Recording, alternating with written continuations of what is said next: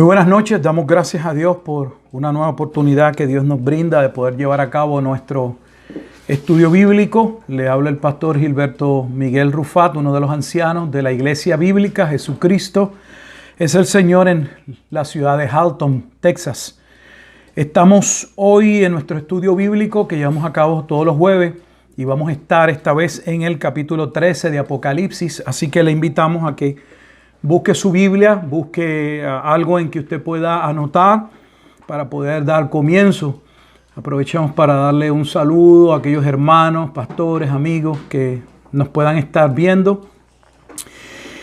Hemos tenido que irnos por medio de esta otra plataforma. Hemos confrontado algunos problemas para poder transmitir por YouTube, pero el video posteriormente va a estar puesto en el canal, va a estar colocado en el canal, así que posteriormente usted lo quiere ver allí, va a estar. Vamos a dar lectura a Apocalipsis capítulo 13 y por hoy nos vamos a concentrar en los primeros 9 versículos. Luego vamos a tener una palabra de oración y comenzamos con la explicación del mismo. Lea así la palabra de Dios. Leemos poniendo atención a la escritura. Y dice la escritura en Apocalipsis capítulo 13, versículo 1. Me paré sobre la arena del mar y vi subir del mar una bestia que tenía 7 cabezas y 10 cuernos. Y en sus cuernos 10 diademas y sobre sus cabezas un nombre blasfemo. Y la bestia que vi era semejante a un leopardo y sus pies como de oso y su boca de león. Y el dragón le dio su poder y su trono y grande autoridad.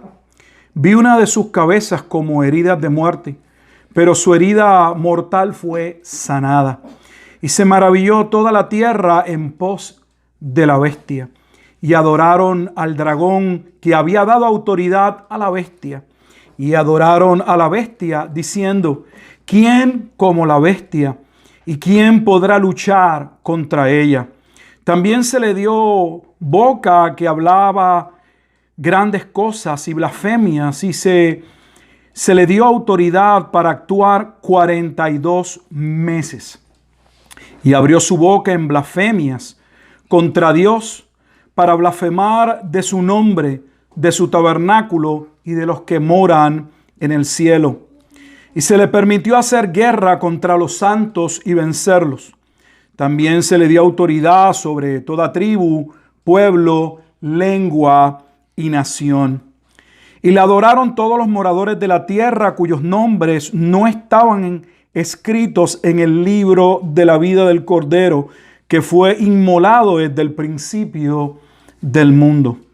Si alguno tiene oído, oiga. Vamos a orar.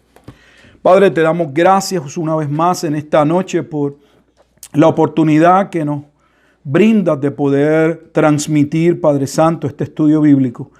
Agradecido, Señor, por poder servir como instrumentos tuyos. Te pedimos, Señor, que la palabra que ha sido leída, palabra que procede de tu boca, sea palabra, oh Dios, entendida a la mente, al corazón.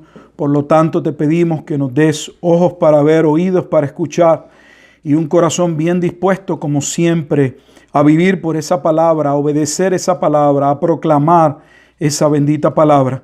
Palabra, Padre Santo, que tiene nombre, es el Verbo encarnado en Apocalipsis, es Jesucristo. Te pedimos que mientras hablamos, Padre Santo, de su grandeza, de su poder, de su señorío, de su reino, de su soberanía, Señor, tengas a bien edificar a tu pueblo, así como salvar a aquellos que en tu gracia continuarán procediendo al arrepentimiento y a la salvación. Te damos pues gracias en el nombre de Jesucristo, nombre que es sobre todo nombre. Amén y amén. El capítulo 13 realmente toca o habla acerca de 2 bestias. Vamos a estar hablando de la bestia que, como muy bien describe iniciando este capítulo, es la bestia en el versículo 1 que sube del mar.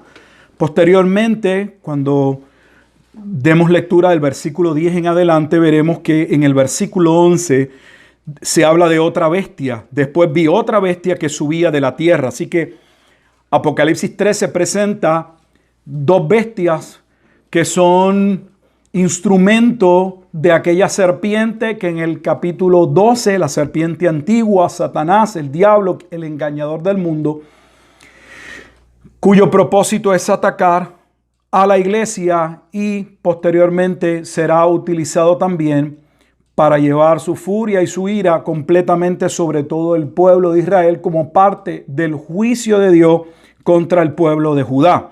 Ahora, cuando entramos a este capítulo 13 y se habla de una bestia con características como se menciona en el versículo 2, que era semejante a un leopardo, que tenía pies como de oso y una boca como de león, tenemos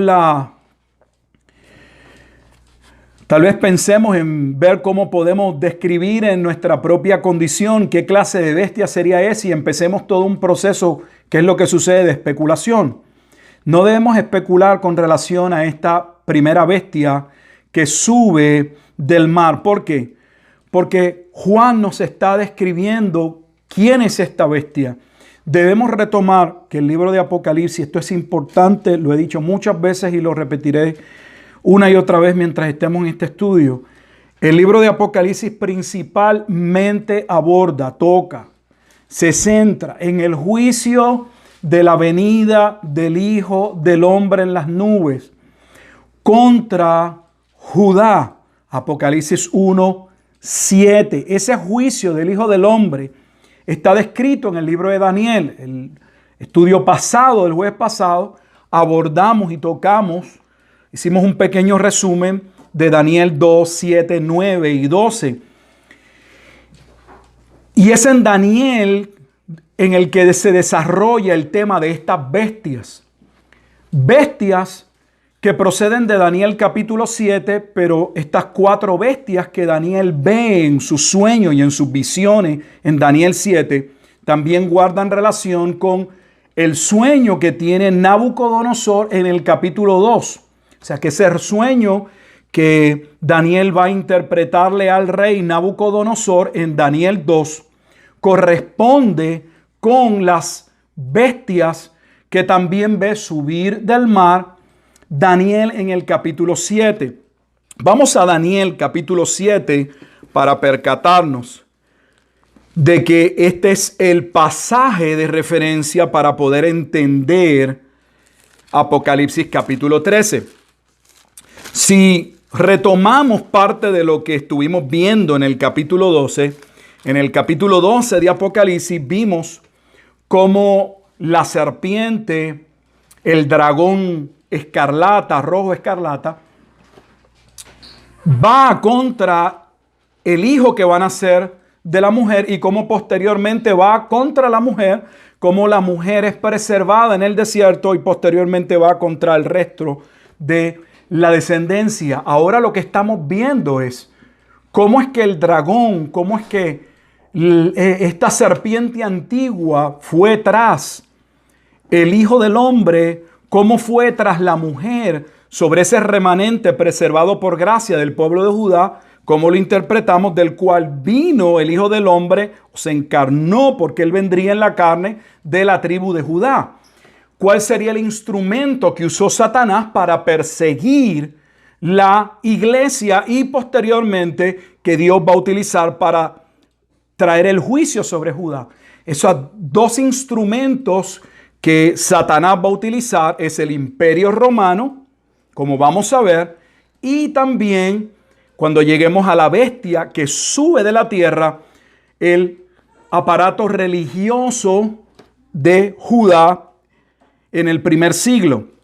Ahora, vamos a Daniel capítulo 7, dijimos, para ver de dónde salen estas bestias. Y va a ver que es una descripción exacta de los primeros tres reinos o bestias que ve Daniel en el capítulo 7. Y leemos Daniel capítulo 7, versículo 1 en adelante. En el primer año de Belsasar, rey de Babilonia, tuvo Daniel un sueño y visiones de su cabeza mientras estaba en su lecho. Luego escribió el sueño y relató lo principal del asunto. Vamos a ver qué fue lo que vio Daniel mientras estaba en su lecho, en su cama.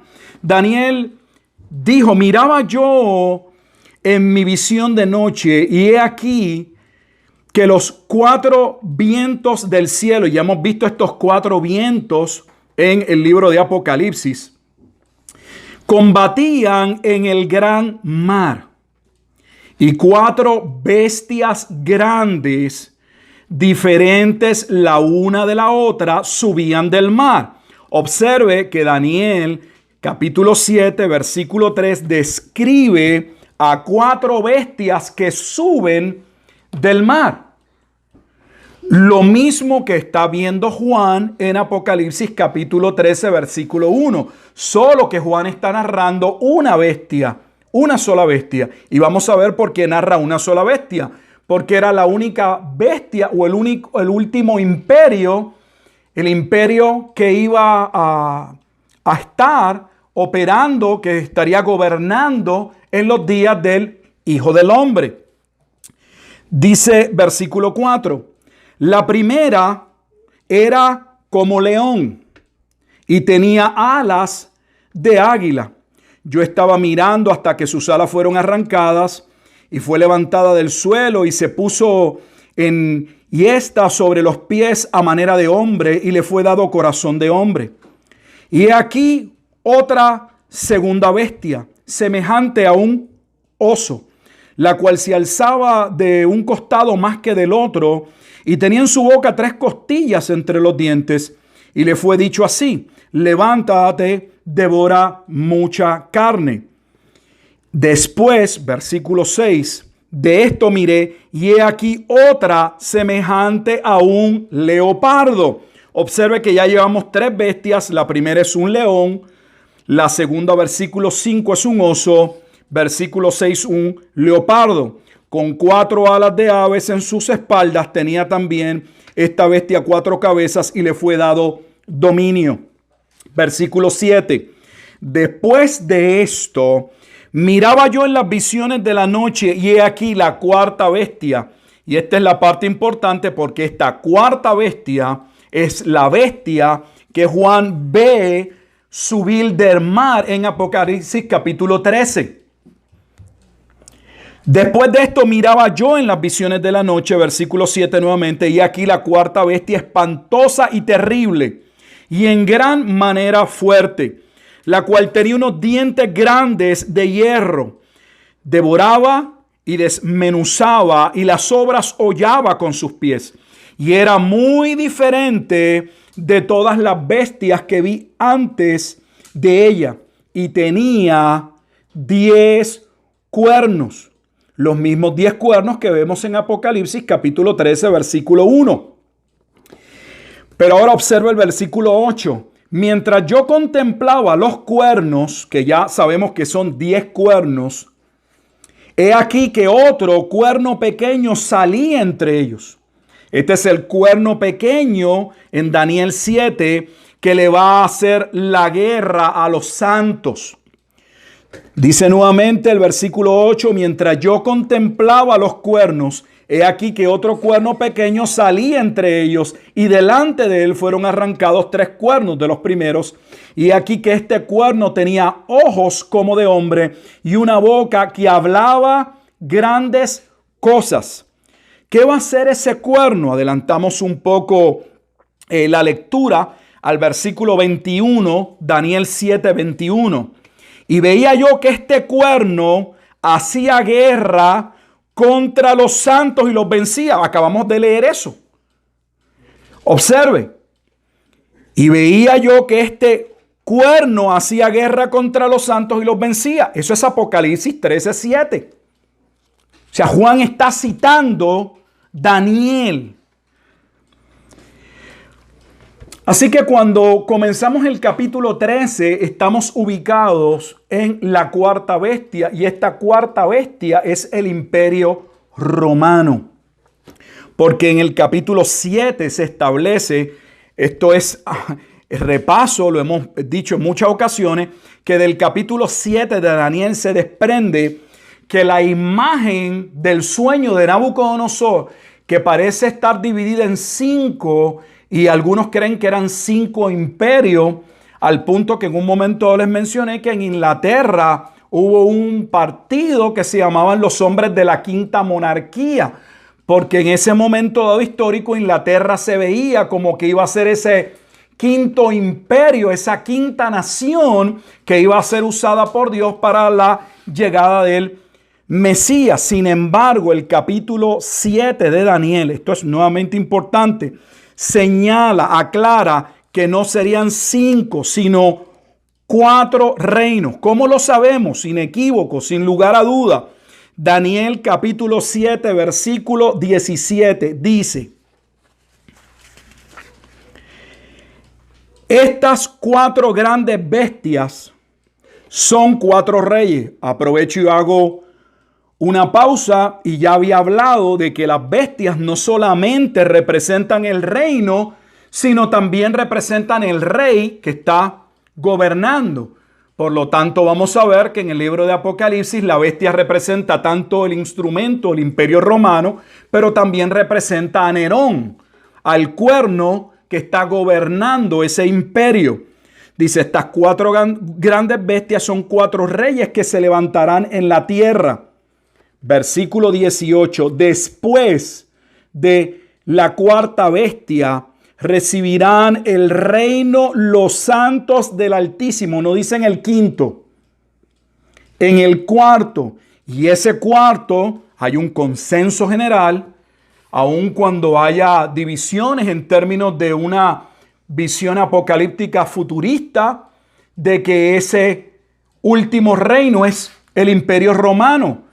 Algunos lo que hacen es que entonces, para poder cuadrar su escatología, dicen que este imperio romano, que la parte occidental finalizó en el año 476 aproximadamente, en el siglo V, y la parte oriental duró básicamente hasta el 1400, siglo XV después de Cristo, que ese imperio romano va a ser nuevamente revivido.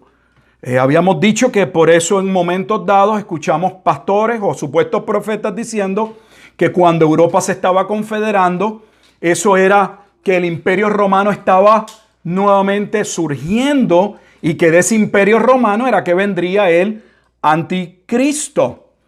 No hay un quinto imperio. Lo que sucede es que en la visión del sueño de Nabucodonosor se presenta un detalle que nos ayuda a entender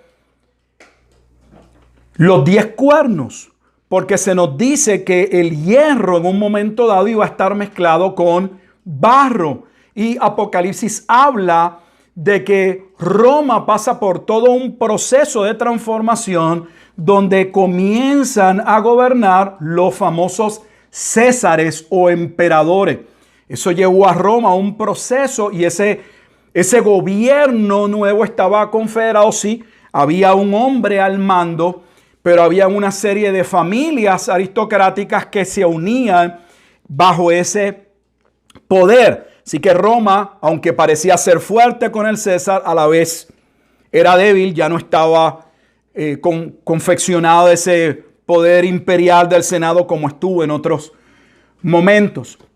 Así que la 4ª bestia es la misma bestia. Ahora regresamos a Apocalipsis, que en el versículo 1 Juan ve subir. Me paré sobre la arena del mar y vi subir del mar una bestia que tenía 7 cabezas y 10 cuernos. Cuando uno hace una comparación entre la lectura de Daniel 7 y Apocalipsis capítulo 13, hay varias similitudes que podemos ver. Si nos ubicamos, ya estamos en Apocalipsis 13. Si vemos el versículo 1, esta bestia sube ¿dónde? Sube del mar, porque dijimos que hay otra bestia, que es la bestia que sube de la tierra en el versículo 11. Apocalipsis 13, 11. Pero esta principalmente sube del mar.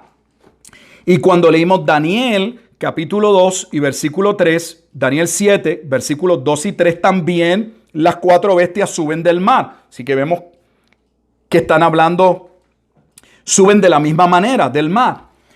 Hay algunas personas que llegan a decir que el mar representa el mundo gentil.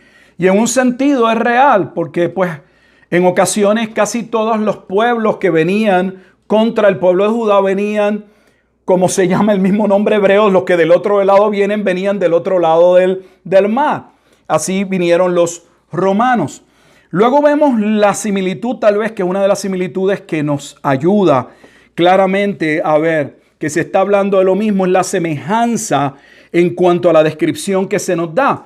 Si usted mira las primeras tres bestias de Daniel capítulo 7, como se presentan, son exactamente la misma descripción, las mismas bestias que está viendo Juan en Apocalipsis 13. Son las mismas que ve Daniel en su sueño en el capítulo 7. Lo único que cambia, si usted observa, si puede mirar nuevamente Daniel 7 y mira Apocalipsis capítulo 13, lo único realmente que cambia es el orden. Es el orden. Porque en Apocalipsis se habla del leopardo, del oso y del león. Pero como aparecen en Daniel, es el león, el oso y el leopardo. Es exactamente lo mismo. Y de hecho es increíble que esté de esa manera porque al tiempo en que Juan está describiendo la cuarta bestia, está colocando las bestias en el orden correcto, en el sentido de cómo pasaron. Al momento en que Daniel ve las bestias, él las coloca en el orden en que vendrían. Pero cuando Juan describe la cuarta bestia, que posee algo de las demás bestias, entonces las coloca. La cuarta bestia es Roma. Por eso entonces tendría que parte de león, parte de oso y parte de leopardo, siendo el león Babilonia, el oso Medo-Persia y siendo el leopardo entonces Grecia. Los coloca en el orden: Roma, Grecia, Medo-Persia y Babilonia, porque va hacia atrás en la historia. Así que estamos hablando del imperio romano sin lugar a dudas. No solamente eso, sino que ya hemos dicho que tiene 10 cuernos. La cuarta bestia tiene 10 cuernos y exactamente tiene 10 cuernos. En Daniel 7:24 se habla que la cuarta bestia tiene 10 cuernos. Es la similitud, es imposible no verla. Los cuernos representan reyes. Apocalipsis 13:12 dice que los cuernos representan reyes. Son 10 reyes. Y lo mismo vemos en Daniel 7:24. Los cuernos representan a 10 reyes. La próxima similitud, entonces, es que vemos que en Daniel 7, en el versículo 8 y en el versículo 25, se nos dice que de esta cuarta bestia hay un cuerno que habla grandes cosas contra el Altísimo. Y lo mismo estamos viendo en Apocalipsis capítulo 13. Vemos que hay un cuerno que exactamente hace lo mismo. Habla grandes cosas. Habla grandes cosas y blasfemias. Míralo, versículo 5. También se le dio boca a que hablase grandes cosas. Usa las mismas palabras de Daniel capítulo 7. Versículo 8 y versículo 25. Y por último, y me parece que quien no vea está ciego, el tiempo de duración en que actúa la cuarta bestia de Daniel es el mismo tiempo en el que actúa, o sea, el periodo de tiempo en el que hace ese instrumento de Satanás de juicio, es el mismo tiempo. Apocalipsis capítulo 13, versículo 5, dice que va a actuar por 42 meses. Y ya hemos hablado que 42 meses son 3 años y medio. Si usted mira la descripción de Daniel 7, en el versículo 25, dice que será entregados hasta tiempos y medio tiempo. Y esa expresión son 3 años y medio, que hemos dicho que es sinónimo también de los 1260 días. Son 3 expresiones que se alternan para referirse al mismo periodo de tiempo. Déjeme resumirle para que usted pueda ver la similitud que nos lleva claramente, sin lugar a dudas, a identificar que esta bestia que Juan está viendo en Apocalipsis 13 subir del mar no es otra cosa que el imperio romano. Primera semejanza, ambos suben del mar. Segunda semejanza, la descripción, leopardo, oso, león. Ambos tienen 10 cuernos. Los cuernos en ambos representan reyes. Ambos cuernos pequeños hablan grandes cosas y blasfemias contra Dios. Y por último, actúan o llevan a cabo ese periodo de ser usados por un periodo de 3 años y medio, 42 meses, 1260 días, 1260 días, o la expresión hasta tiempos y medio tiempo, que son 3 años y medio. Así que ya sabemos que Apocalipsis 13, versículo 1, está hablando de Roma. ¿Estamos claros hasta ahí? Ahora, vamos a concentrarnos ahora en el versículo 3. Porque hemos dicho que la bestia representa no solamente el imperio, sino al rey que la gobierna. Eso viene de Daniel. En Daniel es exactamente lo mismo. De hecho, habíamos dicho, y para aquellos que no nos han escuchado, que Daniel presenta que cada imperio estaba también siendo conducido o guiado por un principado o una potestad espiritual. Eso lo puede usted corroborar claramente en Daniel capítulo 10, cuando Daniel lleva 21 días de ayuno, de oración, está preguntándose, está orando para que Dios le dé sabiduría sobre lo que está pasando, y a Daniel se le da entendimiento y se le dice que desde el primer día que él comenzó a orar, su oración fue escuchada. Pero el ángel que viene le dice, es que me detuve a pelear. O sea, a Daniel se le hace consciente de una batalla o una lucha también podríamos decir, en los lugares celestiales. De hecho, ese ángel que habla con él le dice, y nadie me ayuda sino solamente Miguel, el que está colocado para defensa de tu pueblo. Y posteriormente, cuando se fue a ir, el ángel le dice, y ahora que me voy a tener que pelear nuevamente. Así que hay una batalla espiritual, lo que guarda consistencia, congruencia con el relato que estamos viendo en Juan. Acabamos de ver ese ente espiritual en Apocalipsis 12, llamado la serpiente, el dragón, el engañador. Pero ese dragón del capítulo 12 que viene contra el pueblo de Dios, él no viene, él no tiene mano, él no viene de manera personal como un ángel. Él usa el imperio romano, como se usaron aquellos imperios en los días de Daniel, del cual el imperio de Babilonia fue el imperio que Dios usó como instrumento para castigar a Judá. El imperio romano sería el instrumento de Dios esta vez para castigar a la Judá del primer siglo. Pero ¿quién está al mando en términos humanos de ese imperio? Dice, vi una de sus cabezas como herida de muerte, pero su herida mortal fue sanada. Y se maravilló toda la tierra en pos de la bestia. Y adoraron al dragón que había dado autoridad a la bestia. Y adoraron a la bestia diciendo, ¿quién como la bestia? ¿Quién podrá luchar contra ella? Y luego entonces el versículo 5 que nos dice qué es lo que estaba haciendo este cuerno pequeño.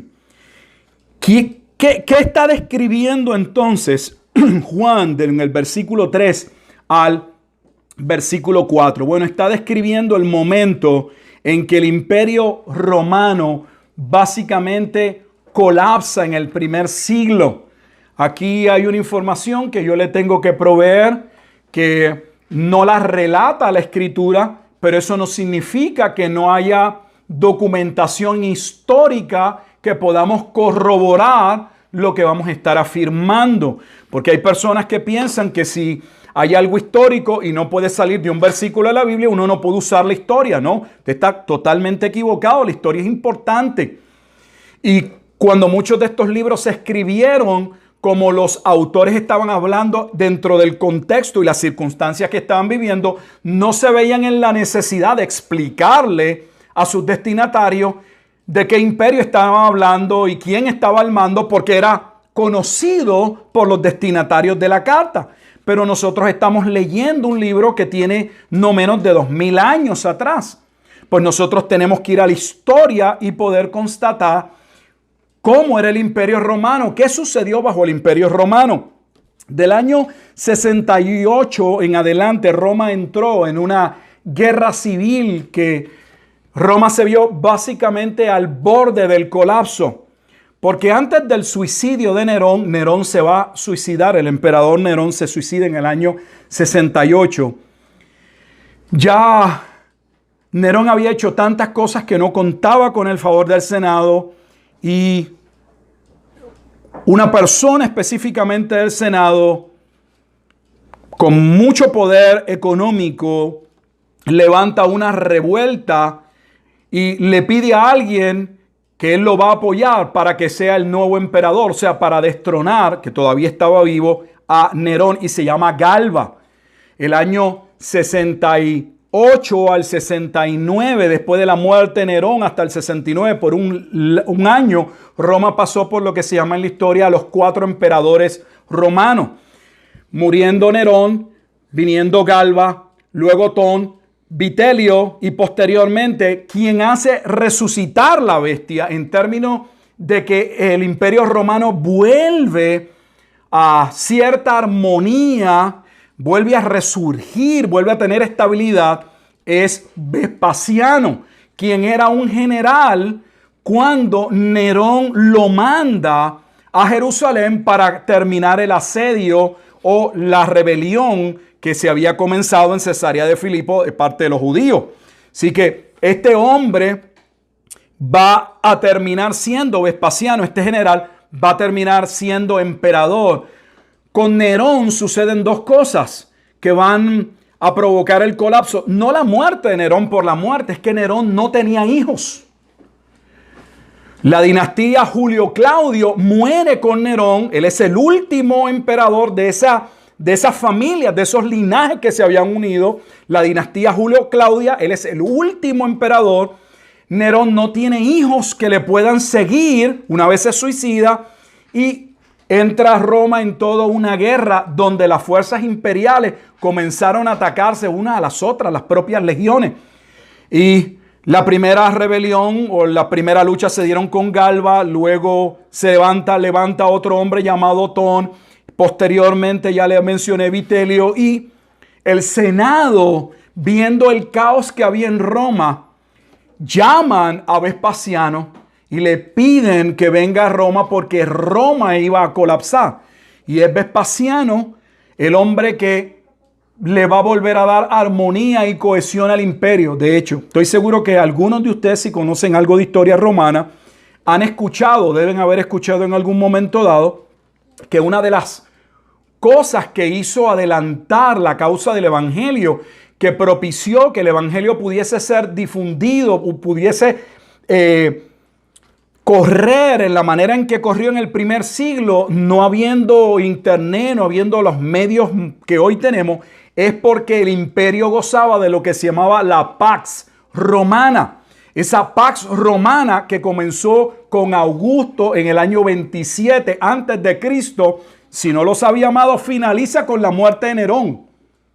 Para que entienda, o sea, esa Pax Romana que es tan importante, finaliza con la muerte de Nerón. Y le menciono esto para que entienda por qué Juan describe que la bestia casi muere y resurge. Porque Roma se vio en guerras civiles que algunos historiadores hablaban como si Roma, el imperio, no iba a aguantar, iba a dejar de existir. Y eso es lo que Juan está narrando. Porque cuando Juan escribe, veremos en este mismo capítulo, Nerón todavía está vivo. ¿Y por qué sabemos que Nerón está vivo? Hay otros pasajes que lo dicen, pero voy a adelantar algo de este capítulo 13 que dijimos que lo íbamos a dejar para después. El versículo 18, el último versículo, es no solamente vital para saber que Nerón estaba vivo, sino para la datación del libro. Este libro, hemos dicho, fue escrito antes del año 70. Tradicionalmente se nos dice, usted busca las Biblias de estudio, casi todos colocan Apocalipsis en el año 95, 90 al 95. Pero es totalmente falso, porque Nerón está vivo. Lo dice el versículo 18. ¿Cómo sabemos? Mira lo que dice el versículo 18. Juan le va a decir en un momento dado a los destinatarios: aquí hay sabiduría. El que tiene entendimiento, cuente el número de la bestia, pues es número de hombre y su número es 666. Sé que alguien podría decir, bueno, es que el valor numérico de 666 podrían tenerlos diferentes personas. Es cierto. Pero se equivocan en un punto. La única persona en el contexto del libro que los destinatarios podían identificar, por lógica, era alguien que conocían y estaba vivo. Por lo tanto, no se trata de si podemos buscar cualquier nombre como Napoleón, como Hitler, y ver si colocamos ese nombre en letras griegas y si el valor numérico da a 666. No. Juan les está diciendo que el valor numérico de ese líder daba 666 y el único emperador, el emperador dentro del contexto que el valor numérico es 666, es Nerón César. Nerón César. Así que ya sabemos por qué la bestia entra en esta aparente muerte y resucita.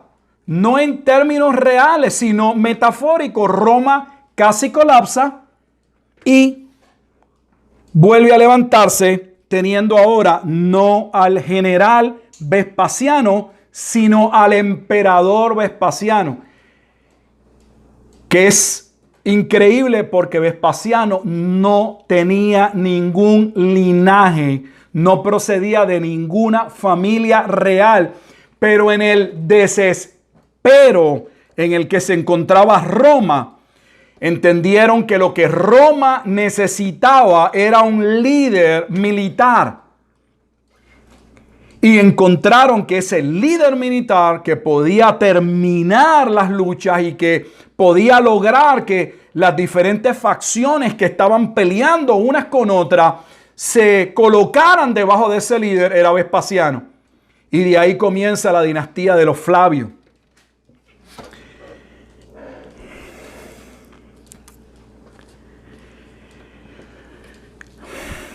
El versículo 5 de Apocalipsis 13 ahora nos habla de este cuerno pequeño que ya hemos hablado, que es Nerón.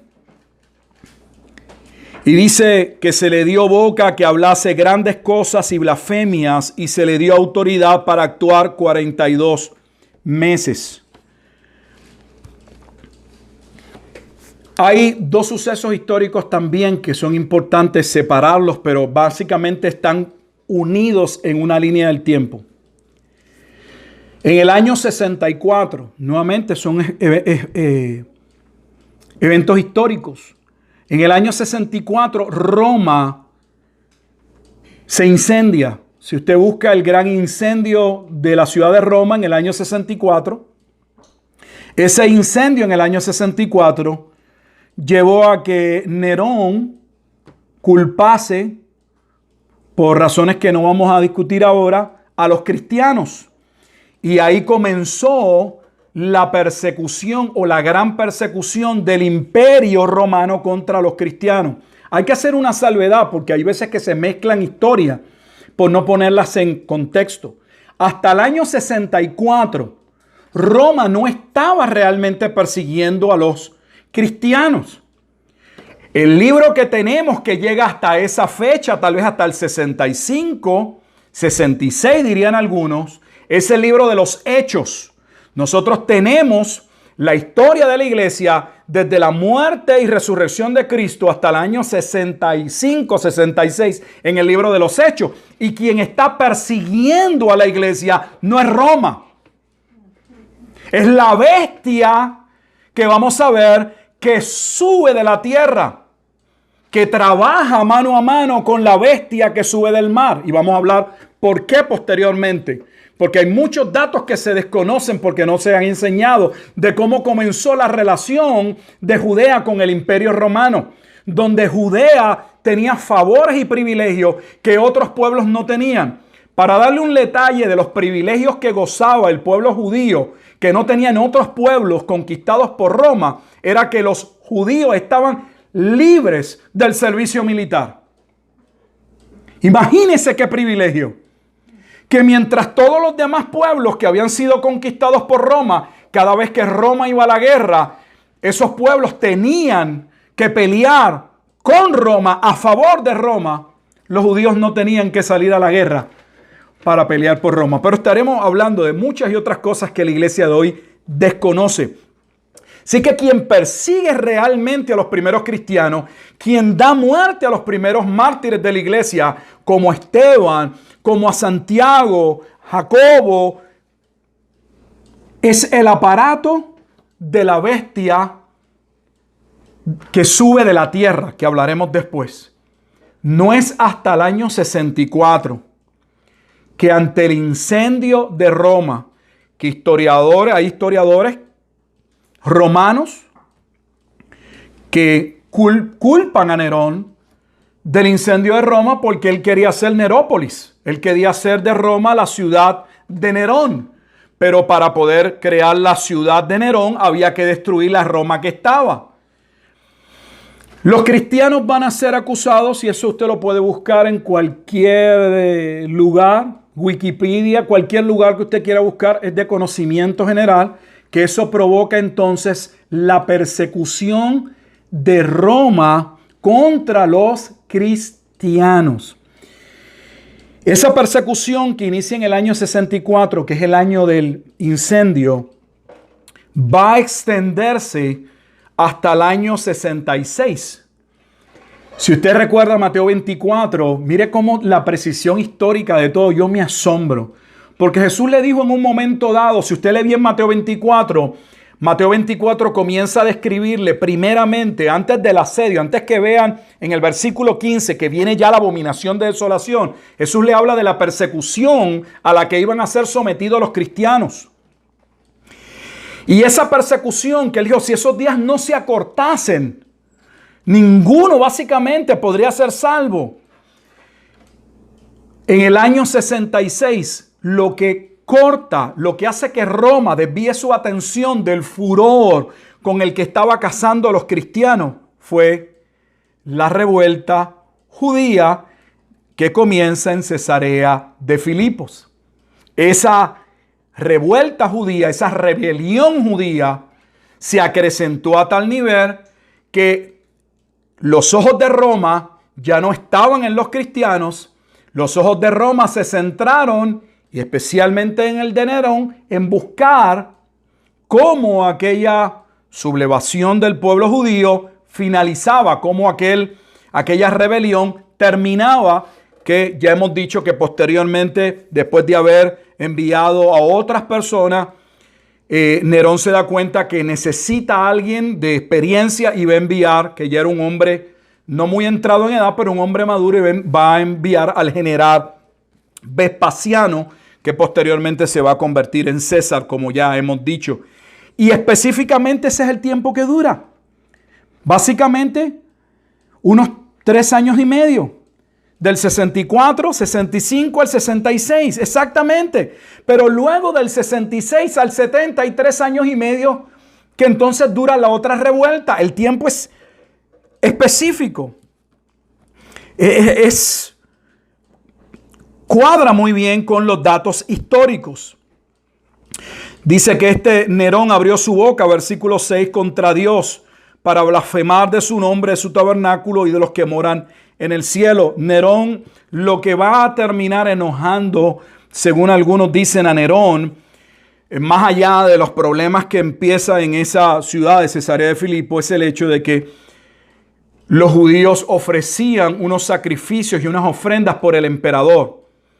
Y el emperador Nerón se va a enterar que los judíos no iban a sacrificar, a llevar a cabo los sacrificios que normalmente hacían en su nombre.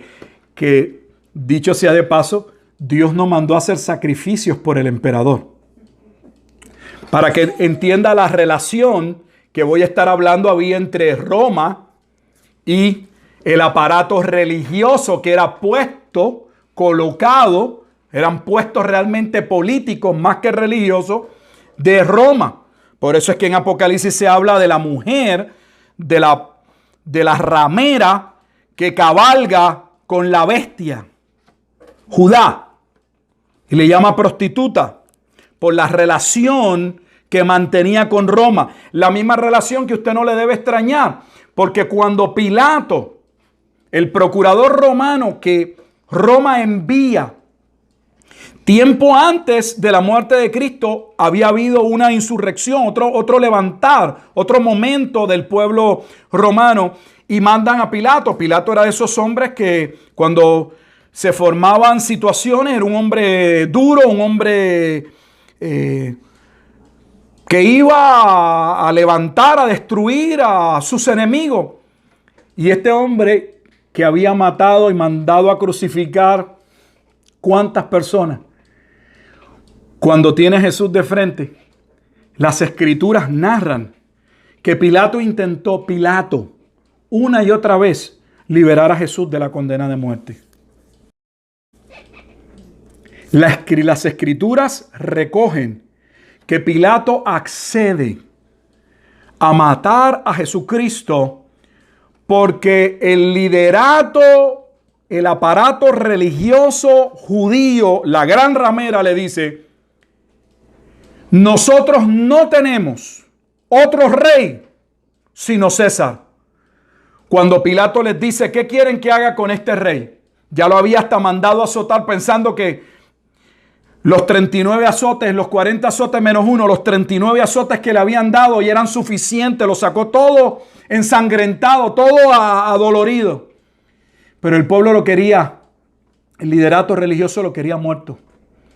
Y le dijeron a Pilato: se va a formar una rebelión y te vamos a culpar ante César, porque tú estás permitiendo que haya otro rey que coexista a la par con César.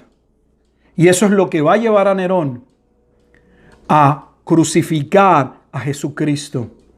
Ese aparato religioso podrido de Judá no era nuevo, está en la Escritura. Es el mismo aparato que fue juzgado, esa misma estructura religiosa que fue juzgada en los días de Jeremías, de Ezequiel. Mire cómo describen. Solo tiene que leer Ezequiel, lee Ezequiel. Ezequiel es un sacerdote y Ezequiel, Dios le muestra y le dice: ¿sabes qué? Te voy a llevar a recámara, a lugares escondidos dentro del templo, donde tú no te imaginas lo que estos bandidos hacen ahí adentro, a los dioses que adoran, las pinturas que han puesto en mi templo. Léalo. Yo creo que es que nosotros nos han vendido una idea errada de ese pueblo. Y por eso no podemos ver por qué estas dos bestias, la bestia que sube del mar y la bestia que sube de la tierra, trabajaban en conjunto para destruir, según Apocalipsis 12, o intentaron destruir al hijo que nace de la mujer, luego a la mujer y a la descendencia de la mujer.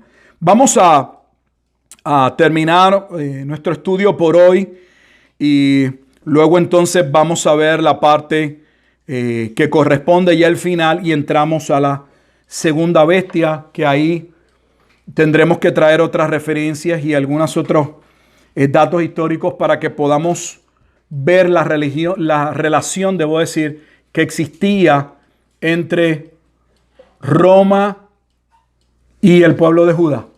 Vamos a orar. Padre, te damos gracias en esta noche por este tiempo, este espacio que tú nos has brindado para poder comunicar tu santa y bendita palabra.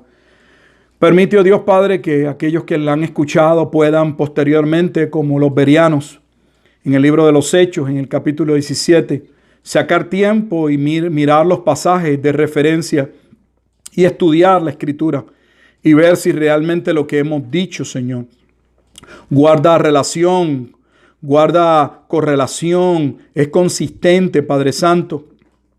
Ayúdanos, Padre, a crecer en tu palabra, a ver cómo lo que tú has hablado se ha cumplido tal y como tú lo has dicho, de manera que entonces tú gobiernas y podemos estar seguros que no hay nada que se sale fuera de tu control. Lo que provoca, Señor, en nosotros un profundo consuelo y una paz, el saber, no con un conocimiento vago de tu soberanía, sino con un conocimiento real de que todo, Señor, todo ha sido sometido a tu plan, todo está bajo tu providencia. Todo en un sentido es providencial, lo entendamos o no. Bueno o malo cumple un propósito. Y aun aquello que parece malo según la Escritura, obra para bien para aquellos que fueron llamados por ti. Ayúdanos pues entonces, teniendo ese entendimiento, a poder afirmar como lo hizo Pablo en Romanos capítulo 8. Entonces, ¿quién nos separará del amor de Cristo? Tribulación, angustia, problemas, situaciones, enfermedades, la muerte. Nada, Señor. Tu palabra dice que nada podrá separarnos de tu amor que es en Cristo Jesús, Señor nuestro. No porque nuestro amor hacia ti es tan fuerte, sino porque tu amor sobre nosotros, Señor, es un amor eterno. Como allí lo expresaste en Juan capítulo 13, en el momento, Dios, en que se describe la traición, en el momento en que aquel discípulo te traicionaría, te vendería por 30 monedas de plata. Tú comenzaste esa narración de ese momento y de esa cena, de esa intimidad con tus discípulos, diciendo que los que habías amado desde el principio, los amaste o los amarías hasta el fin.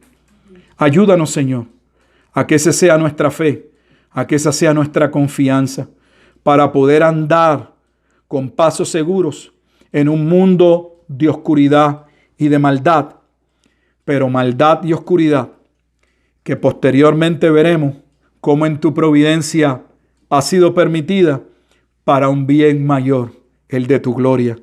Te damos gracias pues en Cristo Jesús, Señor nuestro, sabiendo que en todo y por todo eres glorificado. Amén y amén.